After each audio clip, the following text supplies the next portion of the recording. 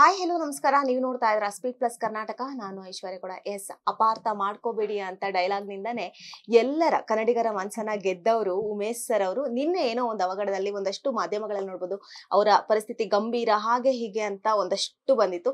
S, ನಾವು ಇವತ್ತು ಹಾಸ್ಪಿಟಲ್ಗೆ ಭೇಟಿ ಕೊಟ್ಟಿರುವಂತದ್ದು. ಇವತ್ತು ನಮ್ಮ ಜೊತೆ ಉಮೇಶ್ ಸರ್ ಇದ್ದಾರೆ. ಉಮೇಶ್ ಸರ್ನ ನೋಡೋದಿಕ್ಕಂತ ಗಿರಿಜಾ ಅಮ್ಮ ಬಂದಿದ್ದಾರೆ. ಅವ್ರನ್ನೇ ಮಾತಾಡ್ತಾ ಹೋಗ್ತೀನಿ. ಮೊದಲು ಅಮ್ಮ, ಹೇಗಿದ್ದೀರಾ? ಮೊದಲೇದಾಗಿ ನನಗೂ ಅವ್ರ ಥರನೇ ಸ್ವಲ್ಪ ಸೊಂಟ ನೋವು. ವಯಸ್ಸಾಯ್ತಲ್ಲ ನನಗೂ. ಸೊ ಕೆಲಸ ಮಾಡಿ ಮಾಡಿ ಸೊಂಟ ನೋವು ಬಂದಿರೋದು. ಬಿದ್ದಲ್ಲ, ಅವ್ರು ಬಿದ್ದು ಸೊಂಟ ನೋವು, ನನಗೆ ಕೆಲಸ ಮಾಡಿ ಸೊಂಟ ನೋವು ಅಂತ ಅಷ್ಟೇ. ಅವ್ರು ನೋಡ್ಕೊಂಡು ಹೋಗೋಣ ಅಂತ. ಉಮೇಶ್ ಅಣ್ಣ ಅಂದರೆ ಅವ್ರೊಟ್ಟಿಗೆ ನಾನೇ ಚಿಕ್ಕವಳು ಇರಬೇಕಾದ್ರು ಅವ್ರ ಜೊತೆಲಿ ಪಾತ್ರ ಮಾಡಿದ್ದೀನಿ. ಅವ್ರು ನನಗೆ ಪಾತ್ರಗಳನ್ನು ಹೇಳ್ಕೊಟ್ಟಿದ್ದಾರೆ. ಒಂಥರ ಗುರುಗಳು ಅಂತ ಹೇಳ್ಬೋದು. ಹಾರ್ಮೋನಿಯಂ ನುಡ್ಸೋದು, ಅವ್ರ ಆಮೇಲೆ ಈ ಥರ ಅಲ್ಲ ಆ ಥರ ಹಾಡು ಗಿರ್ಜಾ ಅಂತ ಇದು ಮಾಡೋದು. ಅವ್ರಿಗೆಲ್ಲ ಪರ್ಫೆಕ್ಟಾಗಿರ್ಬೇಕು. ಅವ್ರಿಗೆ ನಮಗೆ ನಾವೇ ಸಂಗೀತ ಕಲ್ತಿದ್ವಿ, ಎಂಥದ್ದು ಇಲ್ಲ. ಡೈಲಾಗ್ಗಳು ಈ ರೀತಿ ಹೇಳಬೇಕು ಅಂತ. ಹಿರಣ್ಯ ಮಿತ್ರ ಮಂಡಳಿಯಲ್ಲಿ ನಾಟಕಗಳು ಮಾಡಬೇಕಾದ್ರೆ ಸೊ ತುಂಬಾ ಒಂದು 40-50 ವರ್ಷ ಆಯ್ತಲ್ವ. ನಮ್ಮ ಜಾಸ್ತಿ ಆಯ್ತು. 60 ವರ್ಷ ಆಯ್ತು ನೋಡಿ. 60 ವರ್ಷದಿಂದ ನಾವು ಒಟ್ಟಿಗೆ ಇದ್ದೀವಿ. ನಮ್ಮ GST ಚಿತ್ರದಲ್ಲಿ ಅವ್ರು ಎಂತ ಒಂದು ಪಾತ್ರ ಮಾಡಿದ್ದಾರೆ ಗೊತ್ತಾ? ಅವ್ರಿಗೆ ಒಂದು ಸಾಂಗು GST ಗೊತ್ತಾ? ಸೊ ಹಾಗಾಗಿ ನಾವಂತೂ ಅಯ್ಯೋ, ಉಮೇಶ್ ಅಣ್ಣ ಅಂದರೆ ಒಂದು ಹಾಸ್ಯ ಅಂತಂದ್ರೆ ಅವ್ರು ನೋಡಿ ಕಲ್ತ್ಕೋಬೇಕು ಅಂತ ಅನ್ಸುತ್ತಾರೆ.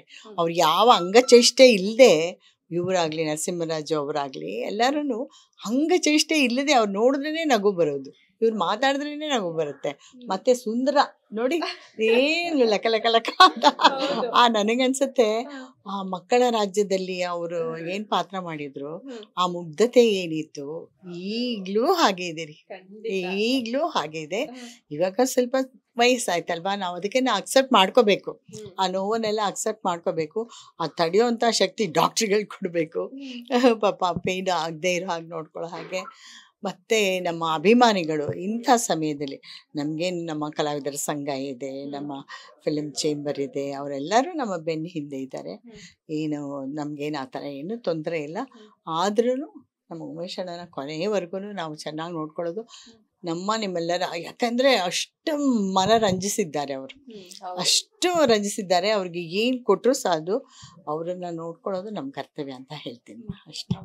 ಓಕೆ ಅಮ್ಮ, ಈ ಘಟನೆ ನಿನ್ನೆ ಆದಾಗ ಒಂದಷ್ಟು ಮಾಧ್ಯಮಗಳಲ್ಲಿ ಸ್ಥಿತಿ ಗಂಭೀರ ಹಾಗೆ ಹೀಗೆ ಅಂತ ಬಂದಾಗ ನೀವು ಕೂಡ ಗಮನಿಸಿರ್ತೀರಾ. ಸೊ ನಿಮಗೆ ಹೇಗೆ ಅನ್ನಿಸ್ತು ಅಮ್ಮ? ನಮಗೆ ಗಾಬರಿ ಆಯ್ತು. ಇಲ್ಲಿ ಬಂದು ನೋಡಿದಾಗ ಅವರು ಏನಮ್ಮ ನಾನು ಚೆನ್ನಾಗಿದ್ದೀನಿ, ಏನು ಹೆದರ್ಕೋಬೇಡಿ, ನಾನು ಚೆನ್ನಾಗಿದ್ದೀನಿ ಅಂತ ಹೇಳಿದ್ರೆ ಎಷ್ಟು ಒಂದು ನಮಗೆ ಧೈರ್ಯ ಬರುತ್ತೆ, ಒಂಥರ ಖುಷಿ ಆಗುತ್ತೆ. ನೋವು ಅನ್ನೋದು ತಡ್ಕೊಳ್ಳುವಂಥ ವಿಷಯ ಅಲ್ಲ, ಈ ವಯಸ್ಸಲ್ಲಿ ತಡ್ಕೊಳ್ಳುವಂಥ ವಿಷಯ ಅಲ್ಲ. ಬಟ್ ಅವ್ರಿಗೇನು ತೊಂದರೆ ಆಗಿದೆ ಅಂತ ಅವ್ರಿಗೆ ಗೊತ್ತಿಲ್ಲ ಅಷ್ಟೇ. ಮೂಳೆ ಮುರಿದಿರೋದು, ಅದು ನಿಂತ್ಕೊಳ್ಳೋಕೆ ಸಪೋರ್ಟ್ ಮಾಡೋವಂಥ ಮೂಳೆ, ಮತ್ತು ಬಲಗೈಯಲ್ಲಿ ಫ್ರ್ಯಾಕ್ಚರ್ ಆಗಿರೋದು, ಅದೆಲ್ಲ ತೊಂದರೆ ಇದೆ, ಇಲ್ಲ ಅಂತಲ್ಲ. ಹಿಂಗಂತ ಮಾಯ ಮಾಡಿ ವಾಸಿ ಮಾಡೋಕ್ಕಂತೂ ಆಗಲ್ಲ. ಆ ನೋವೆಲ್ಲ ಅವರು ಸ್ವಲ್ಪ ಸಹಿಸ್ಕೋಬೇಕು ಅಂತ ಒಂದು ಧೈರ್ಯ ಎಲ್ಲ ದೇವ್ರವರು ಕೊಳ್ಳಿ, ಸಹಿಸ್ಕೊಳ್ಳೋ ಅಂತ ನಾನು ದೇವರಲ್ಲೇ ಪ್ರಾರ್ಥನೆ ಮಾಡ್ಕೋಬೇಕು. ಎಲ್ಲರೂ ಆಹಾರಕ್ಕೆ ತಾನೆ ಇಂಪಾರ್ಟೆಂಟು.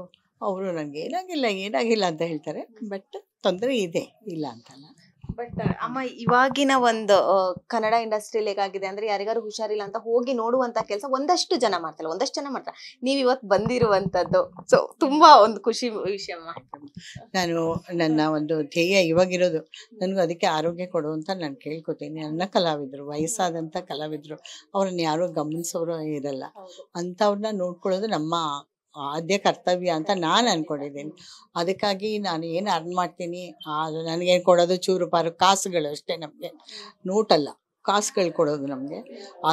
ಆ ಕಾಸನ್ನೇ ಶೇಖರಣೆ ಮಾಡಿ ಇವ್ರಿಗೆ ಮೊನ್ನೆ ನೋಡಿ ಕಮಲಶ್ರೀ ಅವರು ತೀರ್ಕೊಂಡ್ರು. ಅವ್ರನ್ನ ಹೋಗಿ ಹೀಗೆ ಮಾತಾಡ್ಸ್ಕೊಂಡು, ಕಿದ್ಬಾಯಲ್ಲಿ ಹೋಗಿ ಮಾತಾಡಿಸ್ಕೊಂಡು, ಯಾಕೆ ಇಲ್ಲಿ ಬಂದಿದ್ಯಾ ನೀನು, ನಡಿಗೆ ಮನೆಗೆ ಅಂತಂದರೆ ಅವ್ರು ಕಣ್ಬಿಟ್ಟು ಗಿರಿಜಾ ಅಂತಂದ್ಲು ಅಷ್ಟೇ ಅವಳು ಕೊನೆ ಮಾತು. ಆಮೇಲೆ ನೋಡಿದ್ರೆ ನೆಕ್ಸ್ಟ್ ಡೇನೇ ಸೀರಿಯಸ್ ಆಗಿಬಿಟ್ಟು ಹೋಗ್ಬಿಟ್ರಿ. ಯಾವಾಗ ಯಾರು ಹೋಗ್ತಾರೆ ಗೊತ್ತಿಲ್ಲ ಅಲ್ವಾ. ಸೊ ಹಾಗಿರ್ಬೇಕಾದ್ರೆ ನಾವು ಅವ್ರಿಗೆ ಏನು ಕೊಡೋಕ್ಕೆ ಸಾಧ್ಯ? ಆ ಮಾತಷ್ಟೇ, ಪ್ರೀತಿಯಾದ ಒಂದು ಮಾತು, ಹೇಗಿದೆಯಾ, ಚೆನ್ನಾಗಾಗತ್ತೆ ಅಂತ ಒಂದು ಸ್ಥೈರ್ಯ ಕೊಡ್ಬೋದು.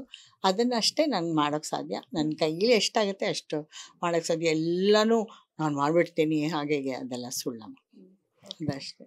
ಆಗ್ಲೇ ಉಮೇಶ್ ಸರ್ ಜೊತೆಗಿನ ಒಡನಾಟನ ಹಂಚ್ಕೊಂಡ್ರಿ, ಹೆಂಗೆ ತರ್ಲೆ ತುಂಟಾಟ ಮಾಡ್ತೀರಿ? ತರ್ಲೆ ತುಂಟಾಟ ಇದೆ, ಬಟ್ ಯಾವಾಗ್ಲೂ ಎಲ್ಲದಕ್ಕೂ ಅವ್ರ ಕೋಪ ಬಂದ್ರು ನಗ್ತಾ ಇದ್ರು. ನೀನೊಂದು ಏನ್ ಹೇಳ್ಕೊಟ್ರು ಬರಲ್ಲ ಅಂತ. ನಾನು ಒಂಥರ ಕೇರ್ಲೆಸ್, ನಾನು ಉಡಾಫೆ ನಂದು. ಅವ್ರದಂಗಿಲ್ಲ, ಭಕ್ತಿ ಶ್ರದ್ಧೆ ಆ ಥರ ಅವರು. ಸೊ ನನಗೆ ತುಂಬ ಇಷ್ಟ ಆದಂಥ ಒಂದು ವ್ಯಕ್ತಿ ಉಮೇಶ್ ಅಣ್ಣ ಅಂದ್ಕೂಡಲೇ ಅವರು ನಗು ಮುಖನೇ ಬರೋದು. ನಕ್ಕ ಕೂಡ್ಲೆ ಆ ಮುಖ ಎಲ್ಲ ಕೆಂಪು ಆಗುತ್ತೆ ನೋಡಿ, ಅಲ್ವಾ? ನೋಡಿ 80 ಎಷ್ಟು ವಯಸ್ಸು ನಿಮ್ಗೆ? ನೋಡಿ 84 ಆಗಿರುತ್ತೆ. ಗಿರಿಜಮ್ಮಂಗೆ ಹೇಳ್ಕೊಟ್ಟಿದ್ದ ಹಾಡು, ಓ ಎಂಥ ಆನಂದವ ವಿಜಯ ಬರುವ ವಿನೋದವ ತೋರುವ ಮುದ್ದ, ಈ ಹಣ್ಣ ಹೇಳ್ಕೊಡ್ತಿದ್ದೆ ಅವಾಗ. ಅದು ಬಂದರೆ ಪಾಪ ಆಗ ಬಹಳ ಶ್ರದ್ಧೆ ಪಟ್ಟು ಅವರು ಆಯಮ್ಮ ಕಲಿಯೋರು ಪಾಪ. 2-3 ಹಾಡಿತ್ತು, 2 ಹಾಡು ಅಷ್ಟೇ, 2 ಬಹಳ ಚೆನ್ನಾಗಿ ಹಾಡೋರು. ಅಂದರೆ ಇವತ್ತು ಅಷ್ಟೇ ಕಲಿಬೇಕು ಅಂದರೆ ಮನುಷ್ಯನಿಗೆ ಯಾವತ್ತೂ ಅಷ್ಟೇ ವಿದ್ಯೆಯ ಹಸಿವು ಇರ್ಬೇಕು ಮನುಷ್ಯನಿಗೆ. ಆ ಹಸಿವು ಇದೆ, ಕಲಿಬೇಕು. ಆಮೇಲೆ ಇನ್ನೊಂದೇನಂದರೆ ತಾವು ಗಳಿಸಿದ್ದನ್ನು ತಾವಿಬ್ಬರೇ ಅನುಭವಿಸ್ಬೇಕು. ಮಾಡಿ ಮೇಲೆ ಕಟ್ಟಬೇಕು, ಪಕ್ಕದ ಬಿಲ್ಡಿಂಗ್ ಬಾಡಿಗೆ ಕೊಡ್ಬೇಕು, ಅವೆಲ್ಲ ಏನಿಲ್ಲ. ತಾನು ಚೆನ್ನಾಗಿರ್ಬೇಕು, ಮತ್ತೊಬ್ಬರು ಚೆನ್ನಾಗಿರ್ಬೇಕು. ಅದೇ ಹೇಳ್ದಲ್ಲ, ತನ್ನ ಪರರ ತನ್ನಂತೆ ಪರರ ಬಗೆದೊಡೆ ಕೈಲಾಸ ಭಿನ್ನಾಣವಕ್ಕೂ ಸರ್ವಜ್ಞ ಅಂತ. ಅಂದರೆ ನಮ್ಮ ಹಾಗೆ ಎಲ್ಲರೂ ಅಂತ ತಿಳ್ಕೊಳ್ಳೋರು ಗಿರಿಜಮ್ಮ. ಅವು ಒಂದು ದೊಡ್ಡ ಗುಣ.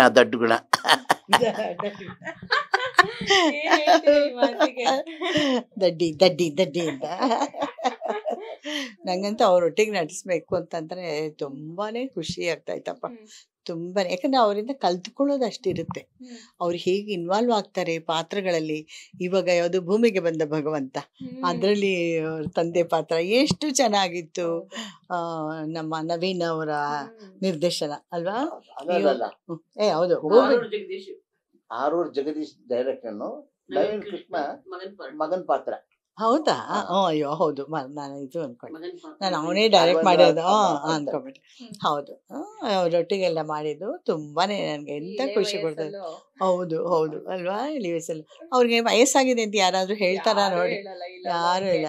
ಅದಕ್ಕೆ ನನಗೆ ದೇವ್ರ ಮೇಲೆ ಸಿಟ್ಟು, ಯಾಕೆ ಬೀಳಿಸ್ಬೇಕಾಗಿತ್ತು ನಮ್ಗೆ? ನೋಡಿ, ನಮ್ಮಂಥವ್ರಿಗೆಲ್ಲ ನೀವು ಸಾವು ಕೊಡ್ಬೇಕಾದ್ರೆ ನಾವು ರೆಡಿ ಆಗಿದೀವಿ, ನಾವೇನು ಇಲ್ಲೇ ಇರಬೇಕು ಅಂತಿಲ್ಲ, ಪಟ್ಟಂತ ತೊಗೊಂಡ್ಬಿಡ್ಬೇಕು ಅಲ್ವಾ? ಆ ನೋವು ಕೊಟ್ಟು ಅಲ್ಲಿ ಬೆಳೆಸಿ ಇಲ್ಲಿ ಬೆಳೆಸಿ ಆ ನೋವನ್ನು ಅನುಭವಿಸಿ ಅದೆಲ್ಲ ಮಾಡಬೇಡ ದೇವ್ರೆ ಅಂತಾನೆ ಕೇಳ್ಕೊಳ್ಳೋದು. ಸಿಕ್ಕಿದ್ರೆ ಒಂದು ಅಲ್ವಾ? ಅಮ್ಮ, ನಾನು ಹೇಳಲೇಬೇಕು, ಇಷ್ಟೊಂದು ಲವಲವಿಕೆಯಿಂದ ಇದ್ದಾರೆ. ಡಾಕ್ಟ್ರಿಗೂ ಈ ತರ ಲವಲವಿಕೆಯಿಂದ ಇದ್ರೆ ಅವ್ರಿಗೆ ಟ್ರೀಟ್ಮೆಂಟ್ ಮಾಡಕ್ ಬಹಳ ಸುಲಭ ಆಗತ್ತೆ. ಹೌದು. ಈ ತರ ಪೇಷಂಟ್ ಸಿಕ್ಬಿಟ್ಟಿದ್ರೆ ಡಾಕ್ಟ್ರು ಅವರು ಖುಷಿಯಾಗಿ ಕುಯ್ದಾಕ್ಬಿಡ್ತಾರೆ. ಇಲ್ಲ ಆಪರೇಷನ್ ಇದೆ ಬನ್ನಿ ಅಂತ ಆ ಥರ. ಹೇಳಿದ್ರು, ಹೇಗೆ ಬಂದ್ರು ಉಮೇಶ್ ಅವರೇ ಅಂತಂದ್ರು. ಅವರೇ ಕಳಿಸಿದ್ದು ಪಾಪ.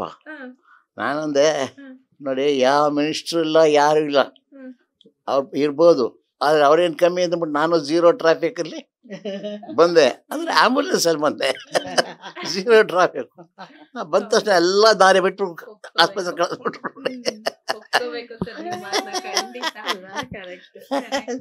ಅಮ್ಮ, ಕೊನೆಯದಾಗಿ ಉಮೇಶ್ ಸರ್ ಬಗ್ಗೆ ಏನ್ ಹೇಳ್ತೀರಾ ಅಂತ? ಏನ್ ಹೇಳ್ತೀರಾ ಅಂದ್ರೆ, ಒಂದು ಪ್ರಾಮಾಣಿಕ ವ್ಯಕ್ತಿ. ಎಷ್ಟು ಪ್ರಾಮಾಣಿಕತನ ಇತ್ತು ಅಂದ್ರೆ ಅವ್ರಿಗೆ ಗೊತ್ತಿಲ್ಲ, ಅವ್ರಿಗೆ ಗೊತ್ತಿಲ್ಲ. ಜೀವನದಲ್ಲಿ ಬರೀ ನೋವನ್ನೇ ಅನುಭವಿಸಿರೋ ಅಂತ ವ್ಯಕ್ತಿ. ಅದಕ್ಕೆ ಅವ್ರು ಸದಾ ನಗ್ತಾ ಇದ್ರ ಅಂತ ಅನ್ಸುತ್ತೆ. ಅವ್ರ ಮುಖದಲ್ಲಿ ಯಾವಾಗ್ಲೂ ಆ ನಗು ಇರೋದು. ಎಷ್ಟು ಕಷ್ಟ ಅನುಭವಿಸಿದ್ದಾರೆ ಅಂದ್ರೆ ಸಾಧ್ಯವೇ ಇಲ್ಲದೆ ಇರೋಷ್ಟು ಕಷ್ಟ ಅನುಭವಿಸಿದ್ದಾರೆ. ಸೊ ಹಾಗಾಗಿ ನನಗೆ ಅವರ ಒಂದು ಅಂತ್ಯ ಇರುತ್ತಲ್ಲ, ನಮ್ಗೆಲ್ಲರಿಗೂ ಒಂದು ಅಂತ್ಯ ಇರುತ್ತಲ್ಲ, ಅದು ಸುಖಕರವಾಗಿರ್ಲಿ ಅಂತ ಅಷ್ಟೇ ನಾನು ಹೇಳಕ್ ಬಯಸ್ತೀನಿ. ದೇವ್ರು ಹಾಗೆ ಮಾಡ್ಲಿಪ್ಪ, ಚೆನ್ನಾಗಿ ಆರೋಗ್ಯವಾಗಿ ಹಿಂತಿರುಗಿ ಬನ್ನಿ. ಮತ್ತೆ ನೀವು ಪಾತ್ರ ಮಾಡೋಣ, ಎಂಜಾಯ್ ಮಾಡೋಣ ಅಷ್ಟೇ. ಓಕೆ ಅಮ್ಮ, ನಿಮ್ಮಿಬ್ರು ಬಾಂಧವ್ಯ ಹೀಗೆ ಇರ್ಲಿ. ಥ್ಯಾಂಕ್ ಯು ಸೊ ಮಚ್ ಅಮ್ಮ. ಎಸ್, ನೋಡಿದ್ರಲ್ಲ, ಇದಿಷ್ಟು ಗಿರಿಜಮ್ಮನ ಮಾತಾಗಿತ್ತು. ಕ್ಯಾಮ್ರಾ ಪರ್ಸನ್ ಮಹೇಶ್ ಜೊತೆ ಐಶ್ವರ್ಯ ಗೌಡ, ಸ್ಪೀಡ್ ಪ್ಲಸ್ ಕರ್ನಾಟಕ, ಬೆಂಗಳೂರು.